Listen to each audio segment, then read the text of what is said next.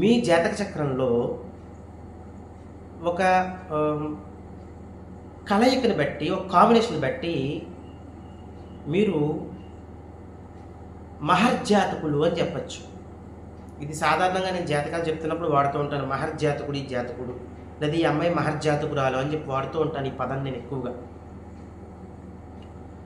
ఎప్పుడు వాడచ్చు?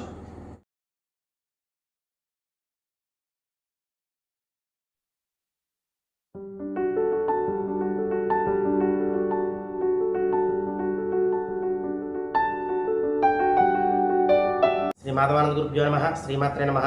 శ్రీ మాధవానంద భక్తి యూట్యూబ్ ఛానల్ ప్రేక్షకులకు నమస్కారం. ఇక ఈరోజు మనం విశేషంగా ఒక కొత్త విషయం గురించి తెలుసుకుందాము.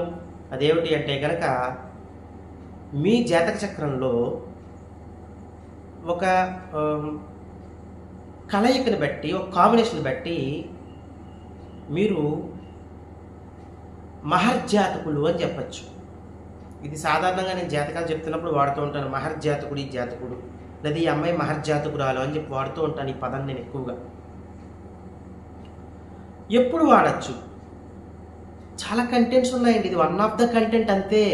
ఇప్పుడు చూడగానే మాకు లేదండి, మేము మహర్జాతకులం కాదా అని పెట్టేసుకోవద్దు. మీకు ఇంకో రకంగా మహర్జాతకం వస్తుంది. నాకు అందుకే ఏదైనా పదం వాడాలంటే చాలా భయం. కొంతమంది ఏంటంటే అక్కడే స్టిక్ ఆన్ అయిపోతారు. దాన్ని అర్థం చేసుకునే విధానం రాదు. అర్థం చేసుకోగలగాలి, అర్థం చేసుకోవాలి. చేసుకుంటే మనకి ఈజీగా అర్థమవుతుంది. నేను జాతకాలు చెప్తున్నప్పుడు అమ్మ ఇక్కడ ఇలా ఉంది, కొంచెం జాగ్రత్తగా ఉండండి అనగానే తర్వాత ప్లస్ పాయింట్ చెప్తాను, ఇంకా అవన్నీ వదిలేస్తాను. అక్కడ అలా ఉందన్నారు, ఏమైనా అవుతుందా, ఎప్పుడు అవుతుంది, ఏమైనా జరిగిపోతుందా, ఏదైనా నష్టమా, కష్టమా, ఇంక ఇదే అదే అక్కడే ఇంకా చెప్పిన ఒక 40 నిమిషాలు మాట్లాడారు అనుకోండి, ఆ 1 నిమిషం పాయింటే పట్టుకుంటారు. 39 నిమిషాలు చెప్పిన సక్సెస్ది మర్చిపోతారు వాళ్ళు. నాకు పిచ్చెక్కిపోతూ ఉంటుంది అనమాట. ఒక్కొక్క జాతకం చెప్పాలంటే ఒక్కొక్కరితో మాట్లాడుతున్నాం నాకు అర్థమవుతుంది.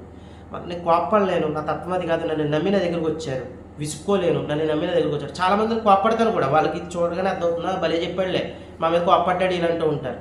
కోప్పడతాను. మరి ఏదైనా ముహూర్తం పెట్టినప్పుడు నాకు ఎక్కడ కోపం వస్తుందో తెలుసా అండి? ఇది మీరు గమనించండి. ఇది సోది చెప్తున్నాను కదా, మీరు అర్థం చేసుకుంటారని. ముహూర్తం పెట్టమని నాకు పంపిస్తారండి, డీటెయిల్స్ పంపిస్తారు. ముహూర్తం పెట్టండి అని పంపిస్తారు. వాళ్ళు ముందే ముహూర్తం పెట్టేసుకోవడం, లేదా అతి తెలివితేటలు ఉంటాయి కొంతమందికి, వాళ్ళకి వాళ్ళే పెట్టేసుకోవడం చేస్తారు. అంటే ఏంటంటే వీడు ఏం చెప్తాడో చూద్దాంలే. వీడేం చెప్తే చూడడం ఏంటి? అక్కడ టైం వేస్ట్, డబ్బులు వేస్ట్. నా కాలాన్ని వృధా చేయండి. నాకు డబ్బులు వేస్ట్ చేసినా పర్లేదు, కానీ కాలాన్ని వృధా చేస్తే ఆ సమయంలో నాకు వచ్చే కోపం అంత ఇస్తారా ఇచ్చుకుంటాను. అప్పుడు నేను వాళ్ళకి మామూలుగా కాదు, ఇంకా నాకు టెంపర్ లూజ్ అయిపోతాను, డెఫినెట్గా అయిపోతాను నేను.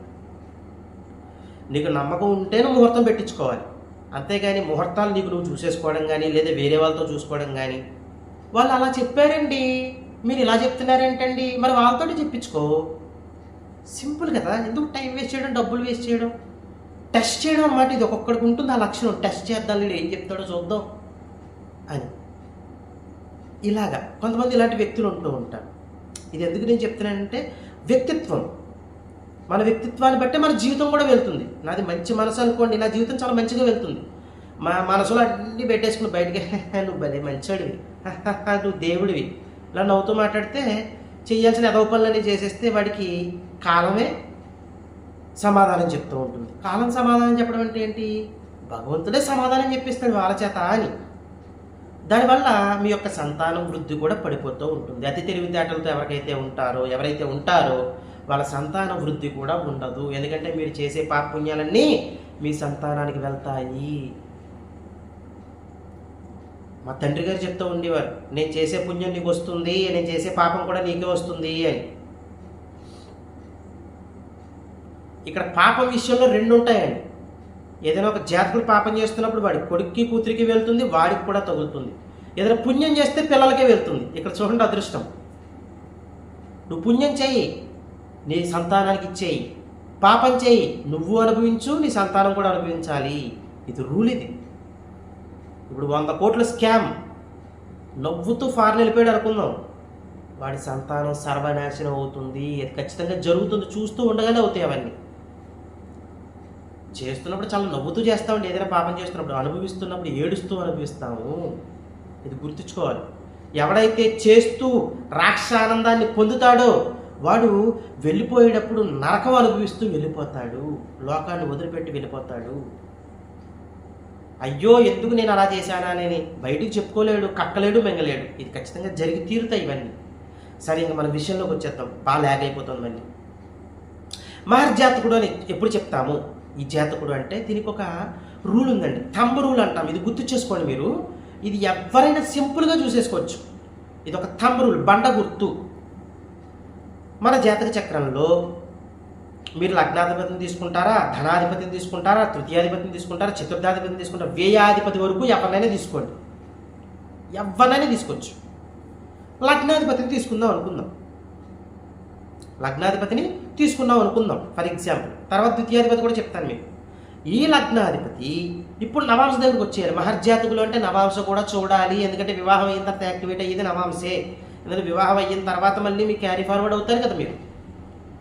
నవాంశ చక్రంలో మీ యొక్క లగ్నాధిపతి ఏ రాశిలో ఉన్నారో చూసుకోండి.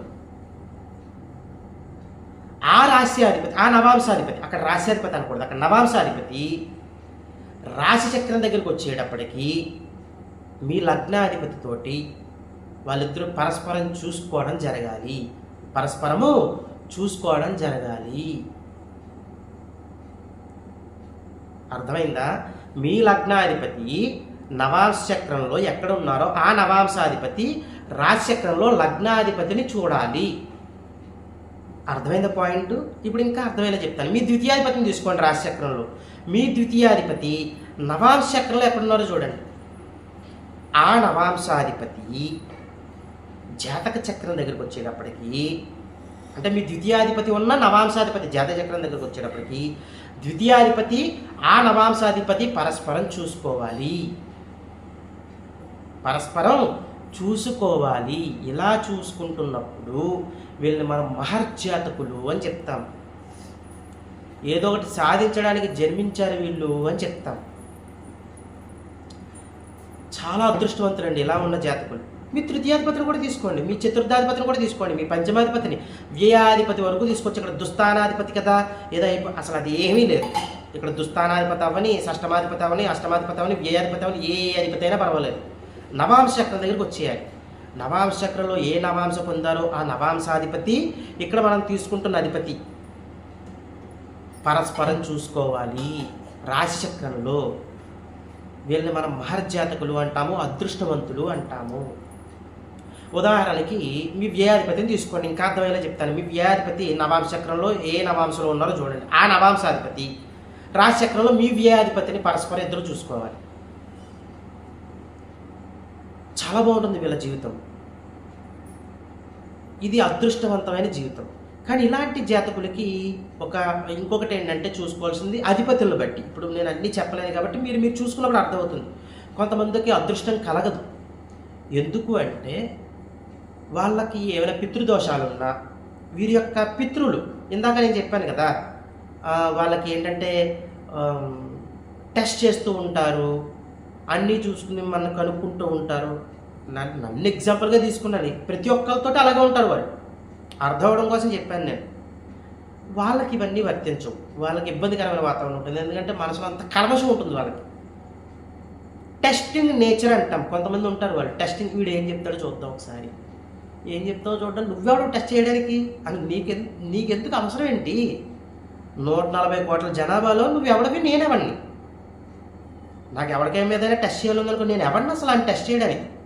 వాడి జీవితం వాడిది, నా జీవితం నాది. కానీ కొంతమంది అలా ఉండరండి.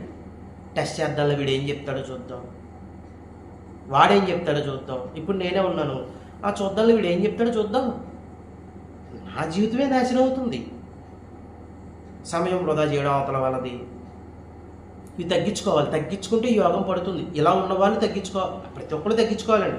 ఇలా ఉన్నవాళ్ళు అసలు ఉండకూడదు, వాళ్ళ మైండ్లో కూడా ఉండకూడదు. చాలా జాగ్రత్తగా ఉండాలి. అర్థమైందండి? ఇది గుర్తుంచుకుంటూ ఎదరికి వెళ్ళండి. ఇక్కడ దుస్థానాధిపతులను తీసుకున్నప్పుడు అండి యోగం ఇంకా చాలా బాగుంటుంది. షష్టమాధిపతి, అష్టమాధిపతి, వ్యయాధిపతి, అసలు వేరే కంటెంట్గా చెప్దాం అనుకున్నాను నేను. చిన్న వీడియో అయిపోతుంది కదా, అంతా కలిపి చెప్పేద్దాము, 2 వీడియోలు ఎందుకని చెప్పి నేనే ఒక దాంట్లో చెప్పేస్తున్నాను. దుస్థానాధిపతులు ఎవరైతే ఉంటారో వాళ్ళు నవాంశలో ఏ నవాంశ పొందారో ఆ నవాంశాధిపతి కనుక మీకు రాశి చక్రం దగ్గరికి వచ్చేటప్పటికి దుస్థానాధిపతితోటి పరస్పరం వీక్షణ జరిగితే వాళ్ళకంటే అత్యంత అదృష్టం కలిగేది.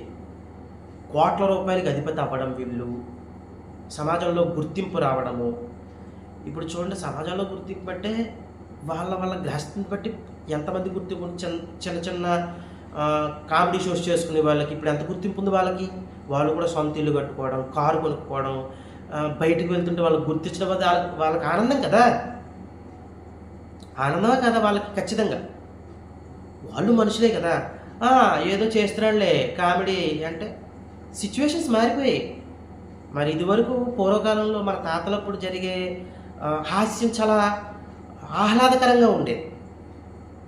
అది ఇప్పుడు మనం చూస్తున్న ఆహ్లాదకరంగా ఉండేది. ఇప్పుడు హాస్యం ఎలా అయిపోయింది, వ్యంగ్యము వెటకారము అయిపోయింది. ఇప్పుడు దాన్నే కొంతమంది స్వీకరిస్తున్నారు.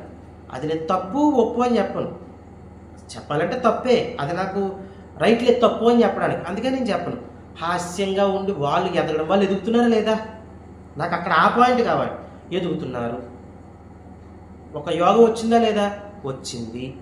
ఇల్లు కొనుక్కున్నారా లేదా, కొనుక్కున్నారు. కారు కొనుక్కున్నారా లేదా, అది నాకు కావాల్సింది. ఇది దుస్థానాధిపతులు ఎవరికైతే నవాంశ చక్రంలో ఒక రాశిలో ఉండి నవాంశలో ఉండి, దుస్థానాధిపతులు ఎవరైతే నవాంశలో ఏ నవాంశ పొందారో ఆ నవాంశాధిపతి రాశిచక్రంలో అదే దుస్థానాధిపతితోటి పరస్పర వీక్షణ జరిగితే, పరస్పరం ఇద్దరు చూసుకుంటుంటే వీళ్ళకి మంచి యోగం కలుగుతుంది. వీళ్ళు అదృష్టవంతులు అని చెప్పచ్చు. ఇంకా క్లియర్గా అర్థమైపోయింది, ఇంకా ల్యాక్ చేయట్లేదు. నేను పరిహారం దగ్గరికి వచ్చేద్దాం.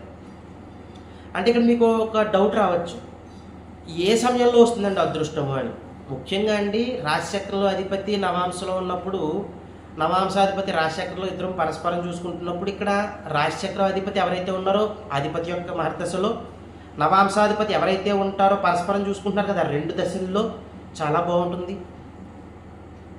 తర్వాత ఆ రెండు గ్రహాలు కూడా ఏ నక్షత్రాల్లో ఉన్నాయో, ఏ రాశుల్లో ఉన్న రాశ్యాధిపతుల యొక్క మహర్దశలు, నక్షత్రాధిపతి యొక్క మహర్దశలు చాలా బాగుంటాయి. చాలా బాగుంటుందండి. మరి ఇన్ని ఉన్నాయి కదా, రాశ్యాధిపతులు తీసుకున్నా, నక్షత్రాల్లో ఉన్నప్పుడు నక్షత్రాధిపతి యొక్క దశ తీసుకున్నా అదృష్టం కలుగుతుంది, రాజయోగం కలుగుతుంది, మహర్జాతకుడు అని చెప్తాము. క్లియర్ అయింది పాయింట్. ఇప్పుడు ఇలా ఉండి కూడా ఎవరైతే ఆ యోగాన్ని అనుభవించట్లేదు, ఎందుకు అనుభవించట్లేదు, టెస్టింగ్ నేచర్. ఇక్కడ టెస్టింగ్ నేచర్ ఉన్న వాళ్ళందరికీ కూడా ఇది వర్తిస్తుంది. వాళ్ళు కంపల్సరీ వాళ్ళు అనుభవించలేరు యోగాన్ని. మరి అలాంటి జాతకులు చేసుకోవాల్సిన పరిహారాల దగ్గరికి వచ్చినట్లయితే, టెస్టింగ్ నేచర్ కదా, వక్ర బుద్ధి అంటాం దాన్ని. ఆ వక్ర బుద్ధి తగ్గాలి. అనుమానం పెనుబోతం అంటూ ఉంటాం, అనుమానం తగ్గాలి. ఇవన్నీ తగ్గాలంటే ఖచ్చితంగా మీరు చేయాల్సింది ఏంటంటే కాలభైరవాష్టకాన్ని చదవాలి. ఎలా చదవాలి కాలభైరవాష్టకాన్ని? దీనికి ఒక పద్ధతి ఉంది. ప్రతి శనివారము కూడా నువ్వుల నూనెతో దీపారాధన చేసుకుని ఇంటిలో సింపుల్ రెమెడీ. ప్రతి శనివారం కూడా నువ్వుల నూనెతో దీపారాధన చేసి 3 సార్లు కాలభైరవాష్టకాన్ని చదువుకోవాలి. చదువుకొని ఆ రోజు కాస్త దానిమ్మ గింజలు నైవేద్యంగా సమర్పించి మీ దేవుడి మందిరంలోనే మీరు మీ కుటుంబ సభ్యులు స్వీకరించాలి. మనసు కల్మషం లేకుండా మారుతుంది, చాలా ప్యూర్గా ఉంటుందన్నమాట. మీకు యోగం ఖచ్చితంగా కలిగి తీరుతుంది. ఇక ఇవన్నీ చేసుకుంటూ మీరు సంఘంలోనూ సమాజంలోనూ మంచి పేరు సంపాదించుకుంటూ మీ కుటుంబ సభ్యులతో సుఖశాంతులతో జీవించాలని కోరుకుంటూ సర్వే జనా శుభ్నో భవంతు. శుభం.